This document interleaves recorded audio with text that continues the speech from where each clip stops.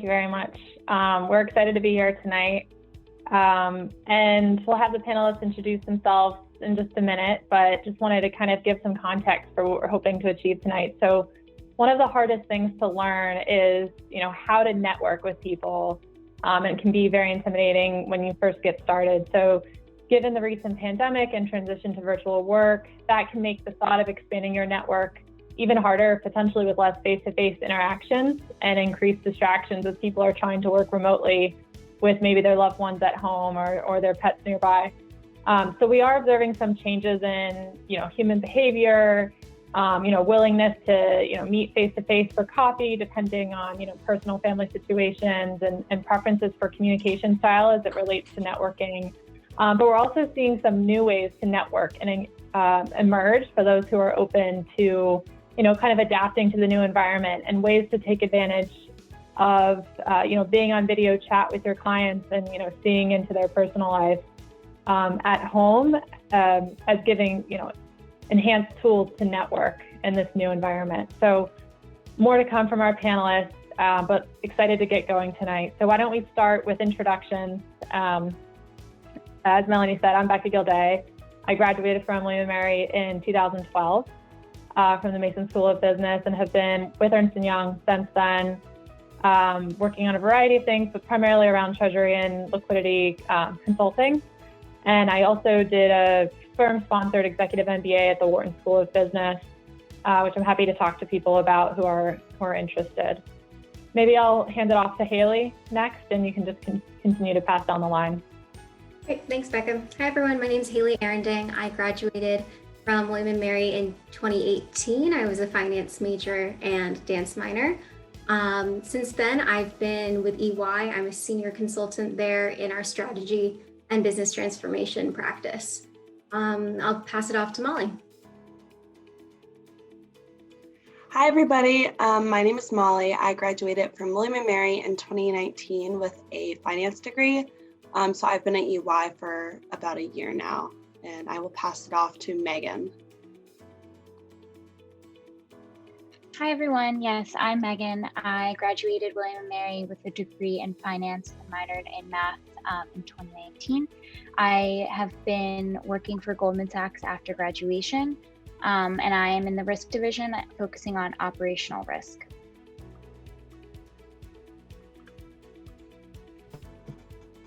I think I'm the last one. Hi guys, my name is Nina Levine. I actually graduated about a few months ago in May of 2020 and just started working at EY about 5 weeks ago. I just currently on my first project within the Liquidity Treasury Services Group, and I'm really excited to be here. We also have Lisa and Chris on the line. Lisa, do you want to introduce yourself? Sure. Hi, everyone. Lisa Moss. I'm a 2007 grad, finance major. I've been in New York City since graduating. I started out from college at JP Morgan. I was there for 7 years and then moved over to EY. I've been here about 7 years as well. I'm a partner in our treasury practice. So I think you hear a theme here that we've got a couple folks from my team on the call. Looking forward to chatting with you guys tonight. Chris? And Sean, we have Sean as well. Sorry about that, Sean. Yeah, hey, Chris Marr, 79 grad, business major, been with EY since around 93, prior to that, the Federal Reserve. And let me turn it over to Sean. Sean was having a little bit of computer problems, so let's introduce Sean. Yeah, sorry guys, I'm late, Zoom issues, but I'm on now on my iPad instead of the laptop. Sean Haywood, I graduated William & Mary in 2011 and started my career with EY and was there for 7 years. So I'm doing the reverse Lisa, and I'm now at JP Morgan. I guess I have another few years until I have to figure out what I do.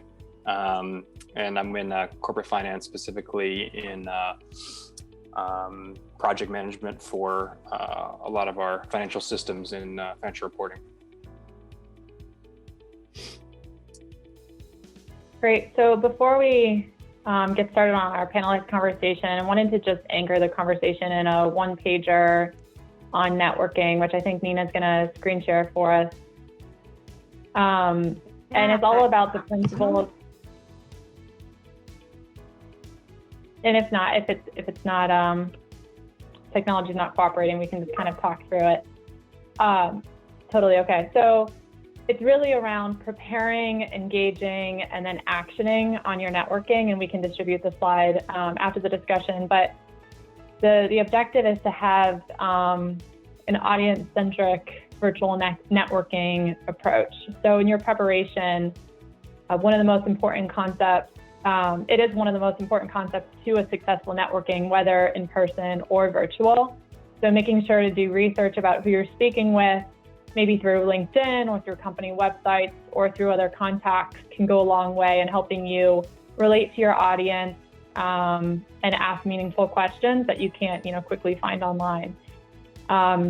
Also, to make sure you have an agenda and objective for the session, and to tailor your, questions and target topic based on the seniority, and think about what you want them to remember you for. And also remember to prepare in a virtual setting around what your environment's going to be, making sure you have a quiet place to take the call and preferably be on video. Then engage. So during the conversation, make sure you know how to quickly tell your story, give your elevator pitch, and set the agenda for what you want to cover, but then also be an active listener. So making sure to kind of flex your style to the other person's approach. And then action. So make sure that there's a kind of a defined outcome that you're looking for from the networking session, and then make sure to follow up with them in an email ideally within the next 24 hours, and thank them for their time. And then keep the person informed on how things are going, whatever you talked about, and they'll appreciate kind of that line of sight given the time that they put into talking with you and knowing what ended up occurring following that conversation. So we'll kind of use that. You'll see a lot of these themes recurring through the panelist comments today. I'm getting some weird Zoom notifications. Can everyone still hear me? Yep. Okay, great. Okay, so with that in mind, we can share the slide that Nina's screen sharing, but why don't we, we'll go back to the panelist view. And before we start to have, the panelists share their personal tips and experiences related to, prepare, engage, action, we're gonna see if everyone's still awake here at 5:40 in the evening with a poll question, asking the students, how many of you actively think about tracking and maintaining your network?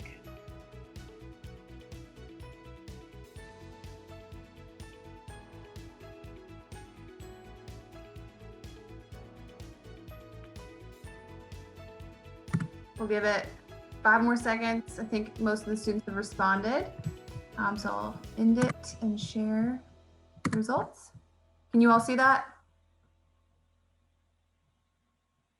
Great, so we have a bit of a mix here. Mostly I do, which is awesome. 20% not really, so hopefully, you'll pick up some good tips today. And same with them, not sure what that means. So excited to get going then with our panelists. So we want to start out with a topic around how do you network? One of the hardest parts about networking is figuring out how to do it, who to talk to. And so maybe a question for Hailey, who's been, in the professional world for a few years now. What are some ways that you approach developing new relationships with your teammates and/or current or potential clients? And how has that changed? How has your approach with networking, both internally and externally, changed since COVID? That's a great question. Thanks, Becca. I think before COVID, it's so important to find those opportunities to just step outside of our day-to-day environment. Maybe it's go to a baseball game or a happy hour, or grab lunch with someone, just to get to know clients and both our teammates on that more personal level. So with that said, now that we're in this virtual environment, it's a bit trickier, but I would say a lot of teams have been very successful with it. It takes, being a little bit more creative with it. We've seen a lot of virtual happy hours pop up. We've also seen a lot of emails just to say hello. My team has an email chain going on right now. We call it our Bravo email chain. And anytime someone just does a really great job with something or is a really kind gesture, we just drop it in the email, and it can really just boost spirits. So it's those simple, small things that really make a difference. As you all are doing right now, joining team calls via video so you can see people's faces makes a huge difference in this environment right now. I'd also say there's a huge opportunity that's opened up because of COVID, and that would be that it's given me personally a chance to build my network regardless of geography. So I recently transferred due to personal reasons from the New York office for EY to the Tysons Virginia office. So I've used this as an opportunity to build my network, not only continue to build it in New York, but also to form new relationships in the Tysons office. So more than ever before, I think it's really given me an opportunity to reach out to people regardless of, if they live in the same state or even if they live internationally, because we all are sort of on the same playing field now in terms of location.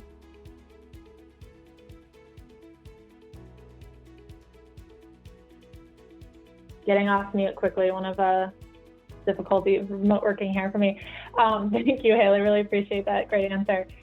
And then I guess from would love to hear from Nina. You recently joined the workforce and are approaching this kind of daily networking in the professional setting for the first time. How is it that you go about, asking questions and building those relationships with new teams and new clients? Or what have you found effective in that sense? Yeah, that's a great question. I think it's really can be challenging going from a workspace where you're kind of connecting with your teammates all the time and you're sitting at a table with them, bouncing ideas back and forth. If you have a question, you can walk over to their desk. Obviously now, given the COVID environment, it takes a little bit more planning. And I think I found that starting my career in a virtual environment, you really have to balance pinging and asking to screen share with your bosses or your connections or your teammates, because their time is valuable and you don't want to have to set up a meeting every time you have a question. So I think it's really important to prioritize your questions and maybe write them down before and really exhaust all your options for possible answers before you reach out, just because you don't want to be constantly reaching out to them, especially when you have to set up a time to screen share and show how to do everything. That can almost take more time than just them doing it at that point. So I think it's really important to just balance that. And then also along that note, before work starts in the morning, just reaching out with a ping saying, how are you? How was your night? Or good morning? Just the little things like that, I think, can really go a long way. And again, that will foster the relationship that you will have moving forward. So it's not just a work only relationship, you kind of get to know the person as well. So I think those extra pings will go a long way. And also just really making sure that you are aware of what you're asking and you, again, exhaust your options before asking questions.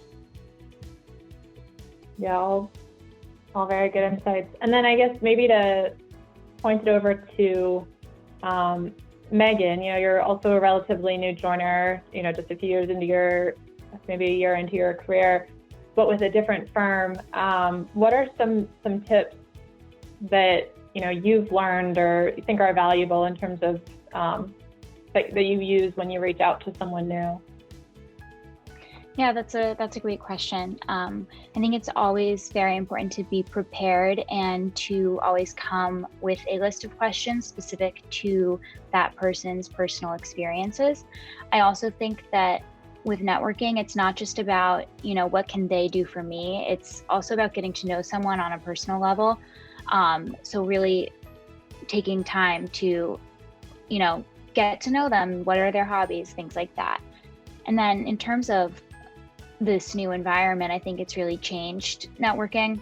Before at Goldman, the networking culture was, you could very much feel it. There were always people grabbing coffee, catch-ups, and now that has shifted just because everyone's working for the most part remotely. But I think it's always important to don't hesitate to reach out to someone to see if they'd be around for, maybe a virtual coffee catch-up. Absolutely. And then maybe a question back to Molly. Yeah. Can I just ask a question? So Megan, in your introduction, you also mentioned that you're in the operational risk group. Do students ever reach out to you? I mean, operational risk is, what I'll call a narrow discipline. You're at Goldman. Do you have students or other people reaching out to you, through LinkedIn, from the college or otherwise, just trying to get a sense of what it is you do and what works and what doesn't work if they do reach out to you? Yeah, that's a great question. I get some students reaching out to me on LinkedIn, but I think that's more, it's not focused on operational risk.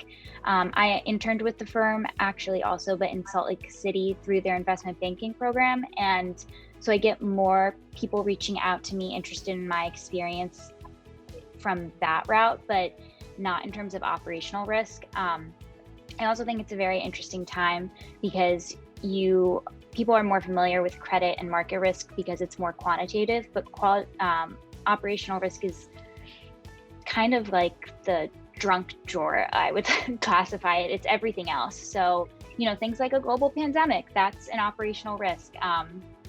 So those are the types of things that we look for. But in terms of students reaching out, sometimes people will reach out on LinkedIn, but what I've noticed is it's less about people reaching out on LinkedIn. It's more about if they do, they don't follow up. So the follow up to me is really important.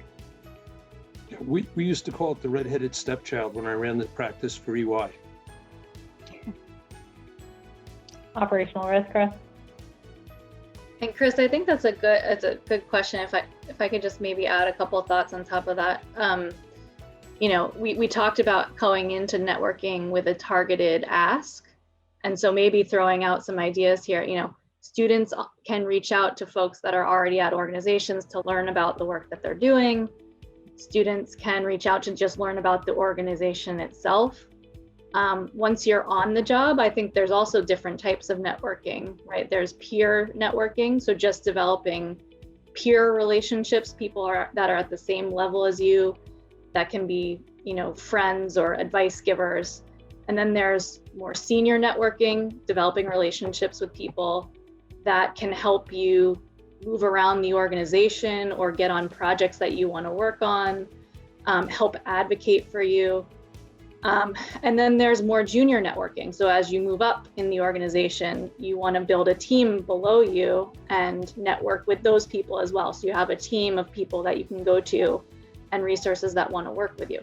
So I think I just wanted to add a little bit of color there on, we talked about having an ask going in and an agenda going into the conversation. I think there are so many different types of networking and different types of conversations. And maybe we can touch on that as we go through the panelists as well, but just wanted to throw that out there for color, and also open the dialogue. We do have a chat function here, so if you guys have any specific questions you're interested in, feel free to please chime in here. Great, thank you everyone for that input. I think that was great. Maybe if we, I'd like to hear from Molly. So Molly was, working with me for the last year, her first year with EY, and has done a great job networking in person. And I've seen kind of that continue through, remote environment, building new relationships with people both within our team and, with other practices. So just curious to hear from Molly, who's also a relatively recent grad. What's kind of your go-to in terms of common practices for successful remote networking? Great question. Thank you, Becca. So I think for me, that's kind of been the hardest part about networking, is that everyone likes to say like, okay, make sure you're networking and meeting people and making connections, but it's really hard to figure out the right way to do that, because it's like, we've already kind of touched on this before, but how much time do you schedule with someone? What's the right way to do it? So for me, at least, when I'm thinking about like trying to network with someone who is like a few levels above me, or I'm trying and I don't already know them, some best practices I would recommend students take is, when you're on, actually be on. Have your video on, be completely focused, mute your other notifications. Sometimes it feels like no one, like, because you're on video, it's a little less personal, but you can tell when you're chatting with someone and they're a little bit distracted. So that's definitely like one thing that I would recommend to everyone. Just kind of make sure you're focused and tuned in. Whatever's going on, it can wait. Other things that you can do is you can always brainstorm questions. It only takes 5 or 10 minutes to kind of think about the person you're talking to, where you're like, okay, this is someone I'm chatting with that I'm potentially getting on, I would like to get on a project with them. So what types of specific questions can I ask them? And what knowledge do I already have about what they do and who they are, to show them that I care, I've done my research, and I want to get to know more about them.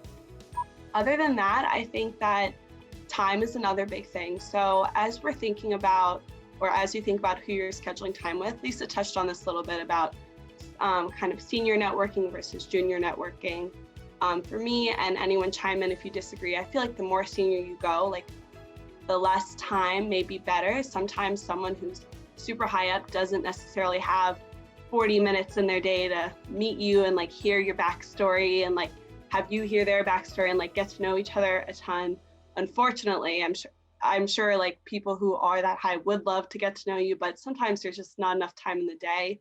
So just kind of being realistic in your asks of people, whether that's like a 15-20 minute catch up after you meet on a meeting, or whatever you feel appropriate. And along with that, I'd also recommend, Megan talked about following up.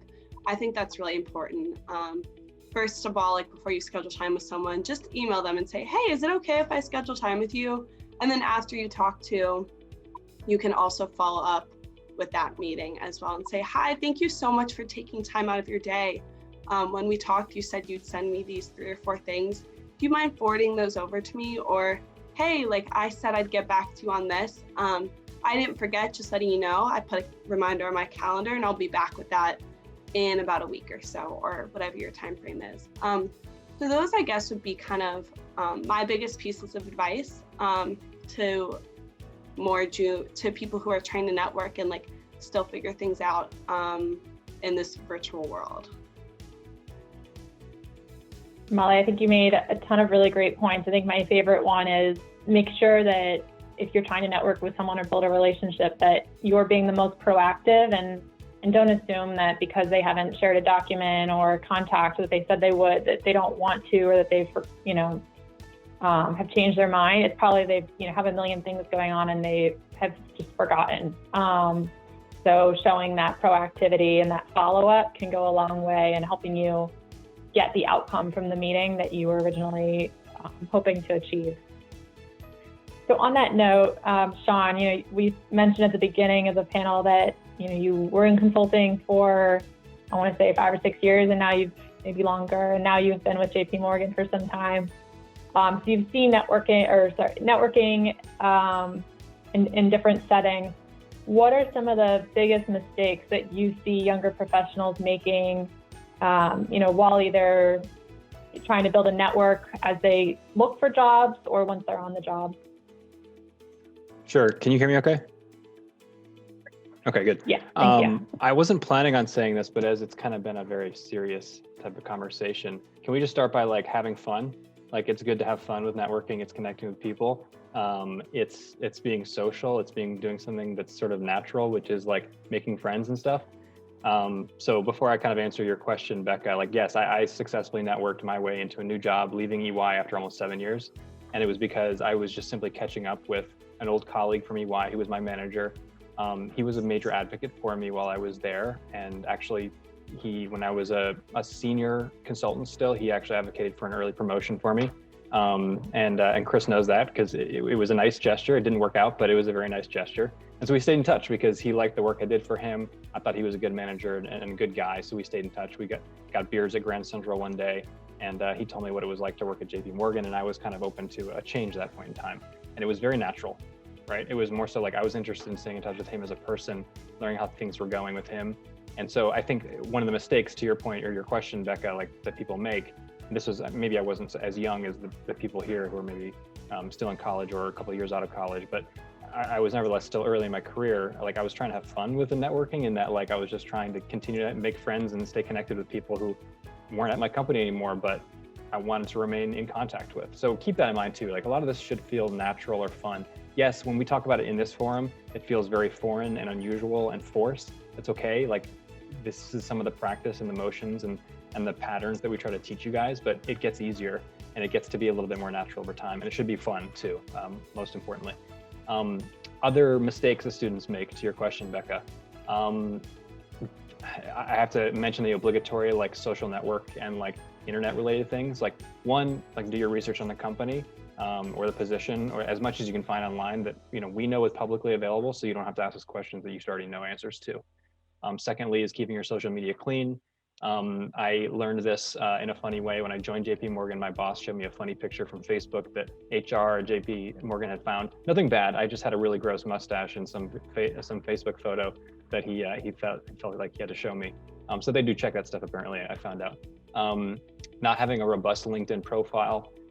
So to the extent that you put all this effort into your resume, put some effort into your LinkedIn profile. A lot of those things match up.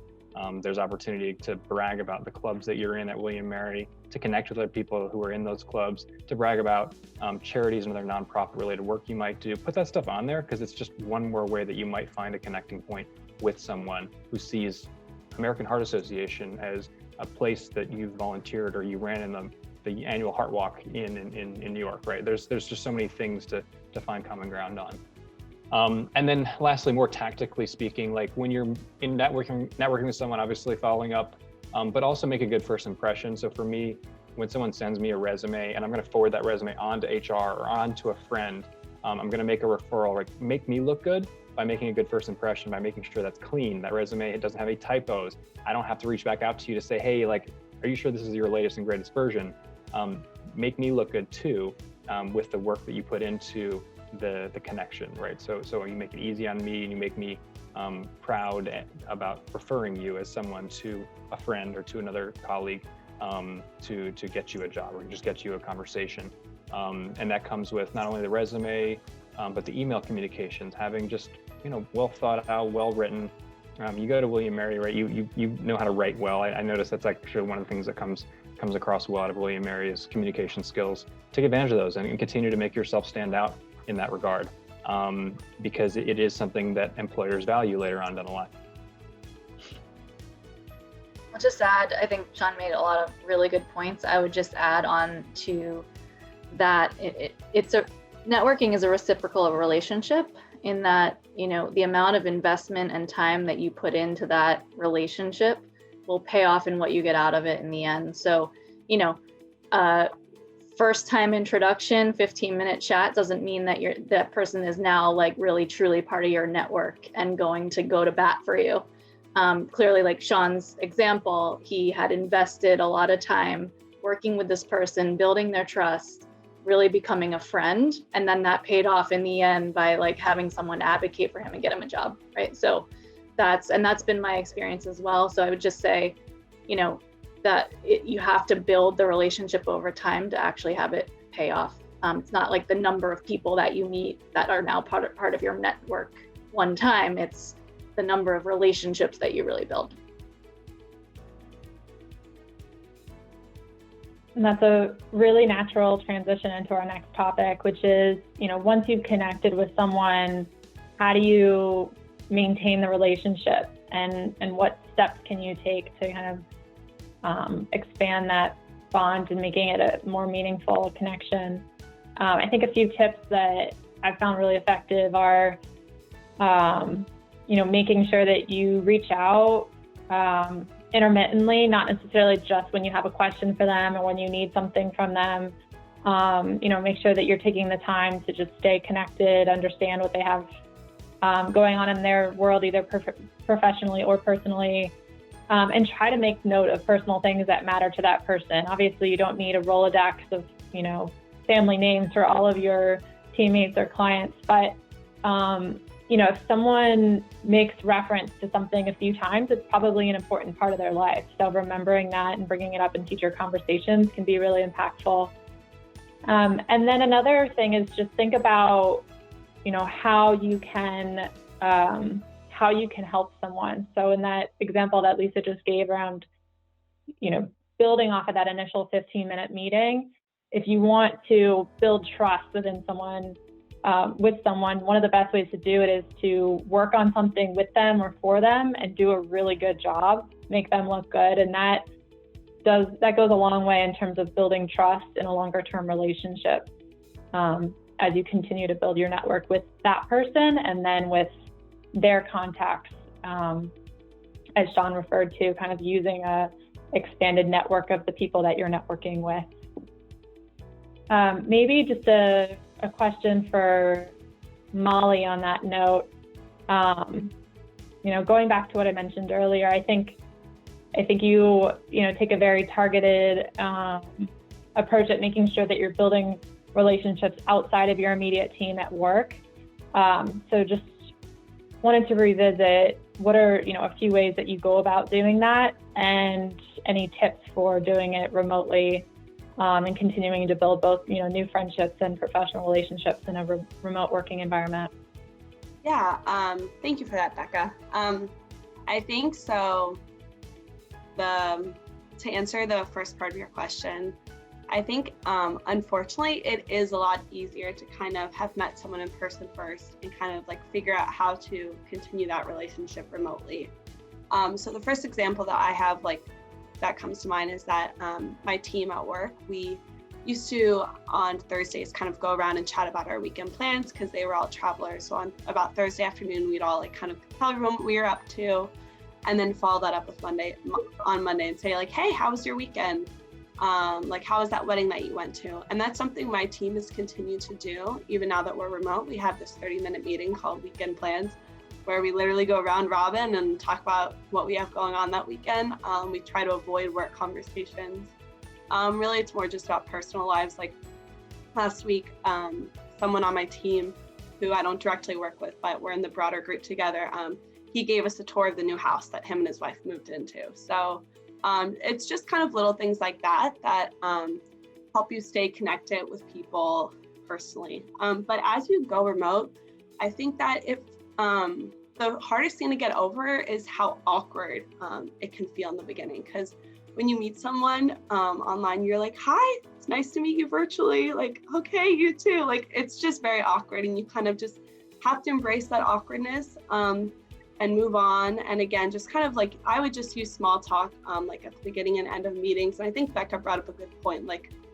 If someone brings something up enough, they definitely care about it. I have an old manager who, on my first project at the firm, he brews his own beer. So I see articles every now and again that remind me of him. So I'll just kind of be hey, Jason, hope you're having a good day. This article made me think of you, and I'll send it to him, and he'll be oh my gosh, that's so nice. So it's just kind of things like that, where as you get to know people, definitely just kind of try to remember.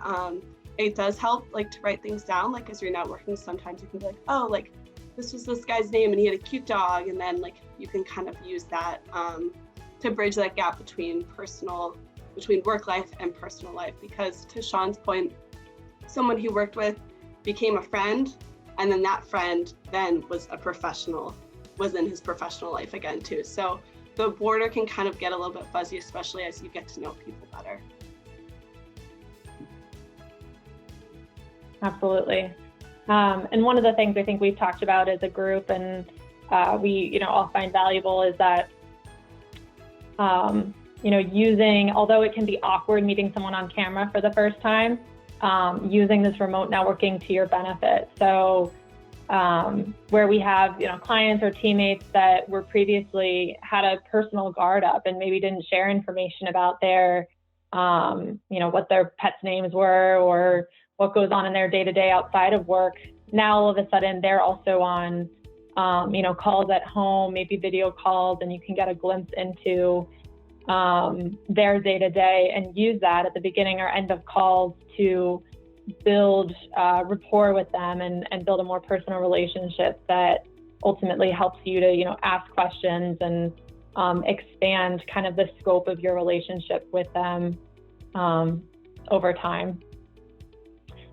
So I want to pivot slightly around, we were talking about previously, asking people for time and tailoring your networking to the level of seniority that you are networking with. Lisa, as one of the co-leads for a practice of, I don't know, is it 50 plus people? You probably receive a lot of meeting requests. how do you suggest people balance reaching out for time to build relationships with you or other leadership with the desire to not wanting to waste someone's time? Yeah, and I think we already hit on a lot of the key points, so maybe I'll just summarize here. I think, first of all, don't be intimidated by the level of the person. I think we're, in all of my experience, whenever I've reached out to someone, regardless of the level, they've always been willing to help. That's my mentality as well. As you know, I'll speak for Chris, you know, partners at UI, we're doors always open, ready to take meetings, calls, network, whatever.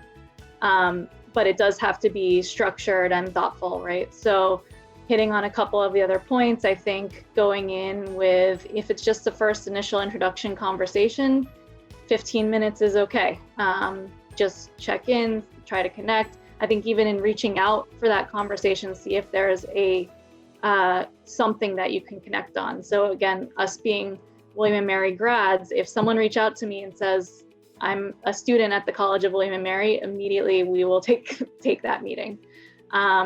If there's other things that you know I'm passionate about, use that as part of your introduction. Structure the meeting, right? So come in with an agenda or an ask. It could just, the agenda could just be, I want to introduce myself. I was wondering if you could introduce me to others at EY that can teach me about the firm or certain practices. Maybe you're interested in coaching for an interview or, other things like that. But just, think about what the agenda is and come in with an ask. And then I think as you close out that meeting, I think you also want to walk away with, if this is someone you really want to build a relationship with, setting a cadence. So asking them what would be the right frequency to continue to have this conversation. Is there a certain day or time that's best for you? And then, following up afterwards with a thank you email, and any reminder of the action items coming out of that meeting. I guess I'd also just emphasize one more thing on my first point, in the willingness to help. Don't get discouraged if you send one email and you don't hear back. I have an inbox that is overflowing, and it's oftentimes not intentional for me to not respond. It's just that it gets lost in everything else. So I would definitely encourage, if you don't hear back the first time, checking in with a polite follow-up in a week or two time to just say, hey, just wanted to check if you saw this, and be willing to catch up, that sort of thing. Chris, anything else? So Lisa, I just want to add something there. The other part, let's not play ping pong. Let's not use 6 emails to schedule a 30-minute discussion. If I'm receptive and I say, sure, don't say that's great. Let's just offer Thursday at 3:00 or something. I have people where the emails go back and forth for weeks, and I've just run out of energy by the time I even meet them. So, kind of move things along quickly. You guys all go to school in Virginia. You can reach out to somebody who works in New York and say, hey, I'm interested in New York, in working in New York, in the housing in New York. There's so many things you can talk to them about. I think it's interesting. Molly mentioned Jason. Jason's a William & Mary alum. We have a very strong network of William & Mary students within EY or alumni, and we kind of look out for each other. And it's let things. I think Sean made the point earlier. Let things happen organically. It shouldn't really be formal. It should be kind of a fun thing. Talk about golf. Talk about the homebrew. Talk about the weekend plans. Anything, because you have an open door. I think the other thing I would just say is Hailey might have said it. It's a lot easier to do things now. I don't have to schedule a lunch. If we do a lunch, it takes 3 hours. Somebody's got to get from their office to my office to lunch. This is a really opportune time to do networking.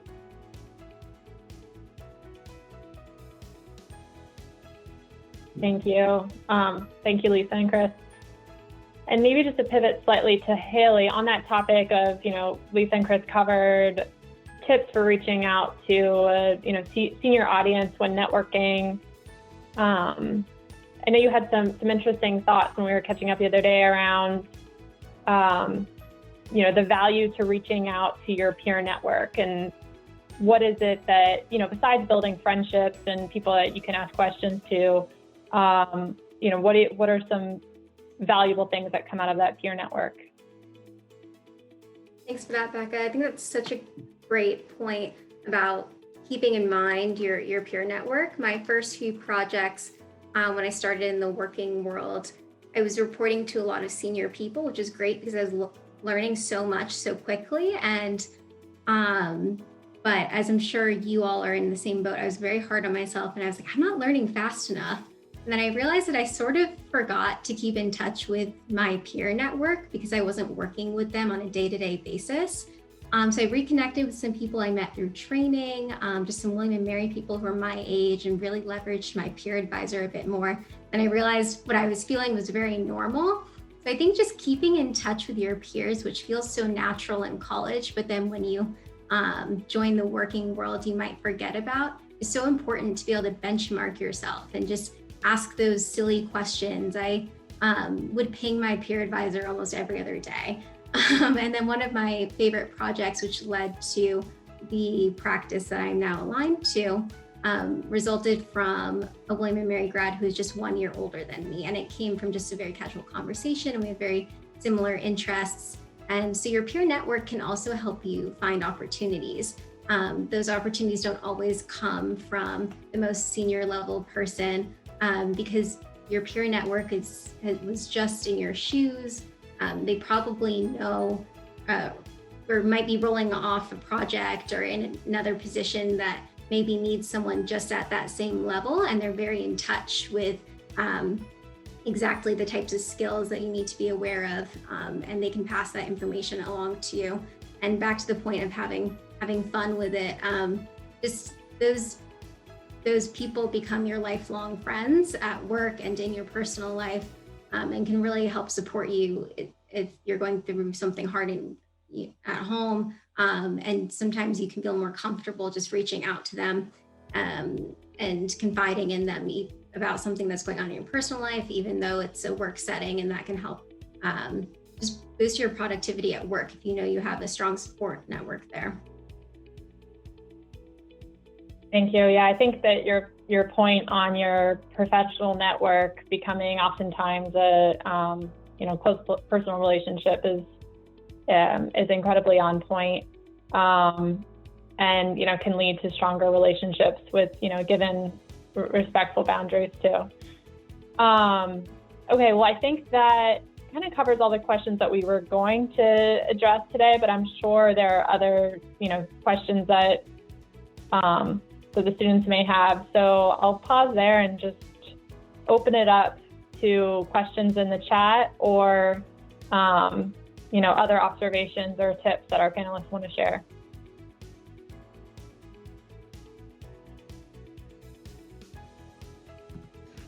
Yeah, I have a quick question. So if you are interviewing a gamut of people, is it advantageous to ask the same set of questions as long as they're doing generally the same thing, or should you vary your questions from person to person? What do you think the best strategy is?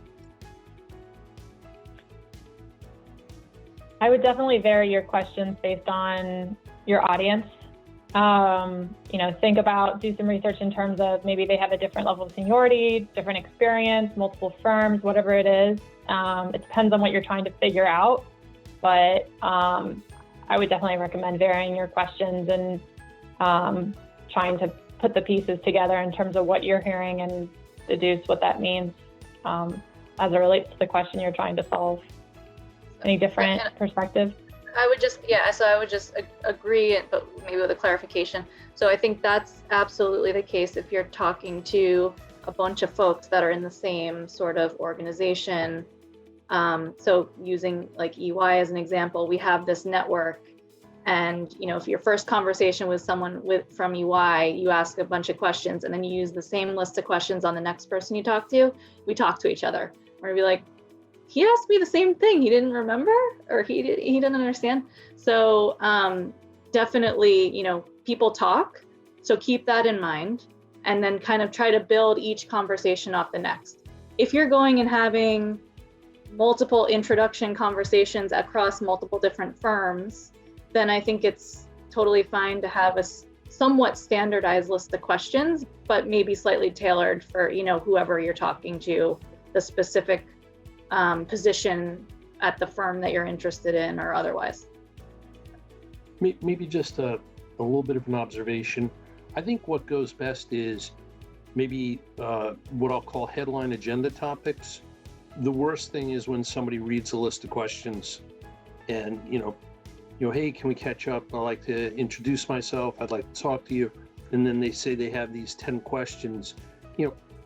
It's better to, really think, what are the 3 or 4 objectives of the call? One, if it's an introductory call, you've talked to other people, about some things about EY or whatever, Goldman, JP Morgan.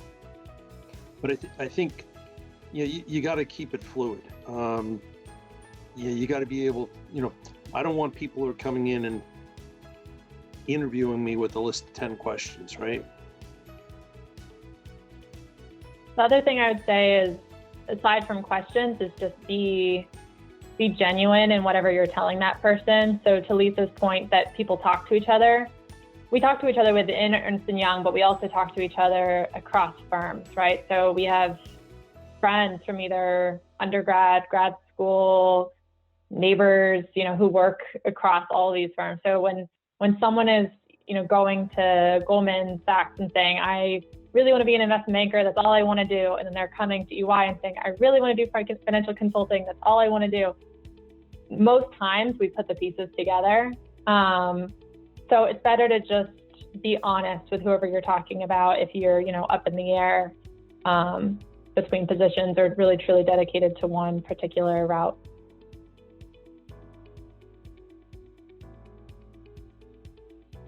Any other questions? That was a good one. Thank you, Carlos. We have a bunch of undergrads on the line. Maybe, things that you did as undergrads, maybe to some of our panelists, whether it's Hailey, Molly, Megan, or Nina. What did you do as undergrads to network with companies you were interested in? What are some lessons learned you can share with some of these undergrads here?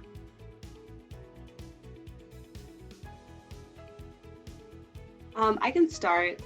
I think this is like Becca's recent answer just kind of inspired me a little bit for this one. I guess just be genuine. Like when I was trying to figure out kind of what I wanted to do and where I wanted to go, I remember talking to someone at EY actually, and they were like, well, why do you want to do consulting? And I was like, honestly, I'm feeling a little lost right now. Like I'm overwhelmed. I'm a junior. I don't know what I want to do with my finance degree. And I feel like consulting could help me figure that out because there's so many things to do. And fortunately that answer worked on that moment. We had a great conversation about how consulting is kind of like that catch-all where it's like, all right, like I don't have enough direction yet, but hopefully consulting will help me get there. So I think it's just kind of like being yourself and just being honest with people and just being genuinely interested. Like if someone's telling you about their previous work experience or their current work experience, like ask questions about their projects, because that's something they spend a lot of time doing. So they're going to have a lot to say about that, and just kind of be like, oh, like how's working with that team? Like how was that client relationship? So I guess that's kind of a cop-out answer, but yeah, just kind of be genuine and be yourself. I also think on another note, just to quickly add on to that, lost my train of thought completely. I will come back. Okay, I can jump in there, Nina. So I think just showing up to the events. I know they're virtual, but exactly what you guys are doing right now, just showing up to them.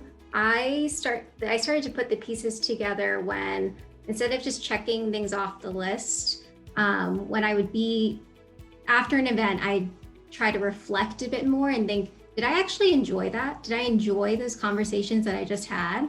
And then that's when I started to figure out, oh, I'd actually like working there. Before that, I was kind of going through it a little bit like a robot and, okay, I went to all the career fairs, did all this, let's put my resume in and see what happens. And then that wasn't a great use of time. I think go to the events, start to put the pieces together of how did you feel during the event? How did you feel after it? Did it click? Did you like talking to those people? Because if you don't like the event and you don't like talking to the people during just the recruiting portion of it, you probably won't like working there. So I think just be a bit reflective, and that would be my piece of advice. And on that comment, so by the way, we're looking at the other way around, right? So if you're talking to us, we're constantly evaluating, do I want to work with this person? Like, do I like having a conversation with them? Do I want them to be on my team? So highly encourage, going back to Chris's point, don't ramble off the list of questions. Try to make it a conversation. If you, so I have a dog, for example, my dog barks in the background on calls sometimes. Ask me what kind of dog I have and try to make it, a conversation where we connect on something. If you have a dog, I'd love to see a picture if you want to send me that as part of your email follow-up, right? So we're all people. We just want to connect and build a relationship. So I'd highly encourage, making it as personal as possible. Yeah, and I'll just chime in really quickly now that I remember my point. I think that something that really helped me as an undergrad was leveraging your internship experiences and what you did and did not like about those experiences, and how you can connect that and kind of mold the story using that. So if you didn't like that, why you think or how you think those skills that you did learn could translate into the job you're applying for. So I just think that no matter what your internship experience is or even work experience, there's always a way to relate it to what you're applying to. So you really just want to build that story and make sure that, you show that you have the skills or you're willing to learn the skills, and that you had X, Y, and Z skills from your internship. And although that's not what you want to do, you think it can be applied here. So I think that's another really important thing.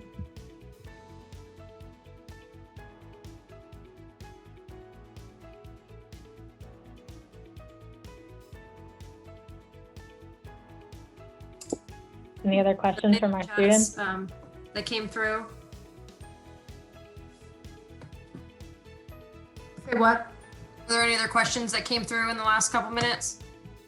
There was one that was private to me. The student actually had to jump off, but we've had this come up a lot actually in just advising sessions with students, and it was asking about expanding your network beyond potentially if you have family connections.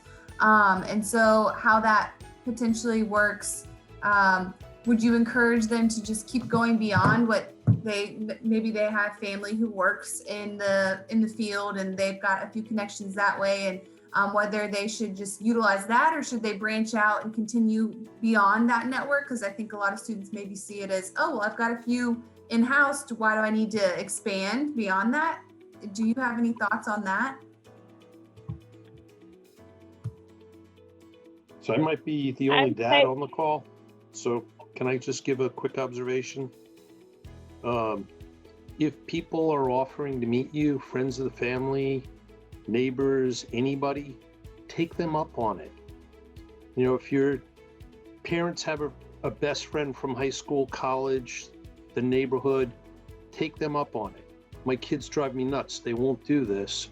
They're going to get the jobs on their own. I got a job. My first job, there was a guy, he worked for Bank of America. He walked me into 5 or 6 different places. My dad's college buddies, same thing. Take them up on those opportunities. I would encourage you to do it. I would say absolutely take them up on it. Meet as many people as you can, get as many perspectives as you can. But then don't just rely on that initial network, because it's a good foot in the door, but ultimately it's even a lot more powerful if you have someone that you work on a project or something with who doesn't have a stake in the game, like a personal relationship that vouches for you.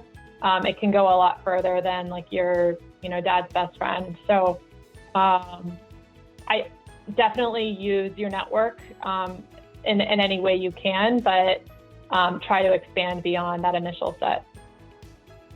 I have one quick thing to add.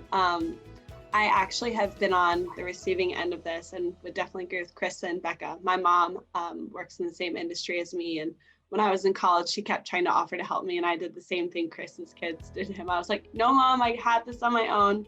And it's funny, in college, actually, I connected a few of my friends with my mom because the cool part about family friends is you can ask those dumb questions that you might not really be able to ask a stranger, and they're not going to think any differently of you. Like my college roommate asked my mom, like, what am I even going to be doing on a day-to-day job? Like, what does consulting even mean? Like, I don't understand it. Or like, what's the difference between EY, PwC, Deloitte, etc.? So that's definitely a great stepping stone. And it's great to meet people on your own, but there's no shame, there's no issues in kind of using the network you already have and using that to just kind of expand and take it a step farther. Thank you. That's definitely a question that we get a lot in our sessions with students. But it is 6:29. Unless students had some last minute burning questions, I know our panelists are great in reaching back out if students are interested in connecting with you all. So we'll pass along that information. But we're just so grateful that our panelists joined us tonight. This was fantastic. We are so grateful also that we were able to record it so that we can share it with students who were unable to come tonight. And we'll share that on our Boehly Center, through our Boehly Center information. But thank you again. We hope you all have a wonderful evening and stay safe, and we will all see you soon.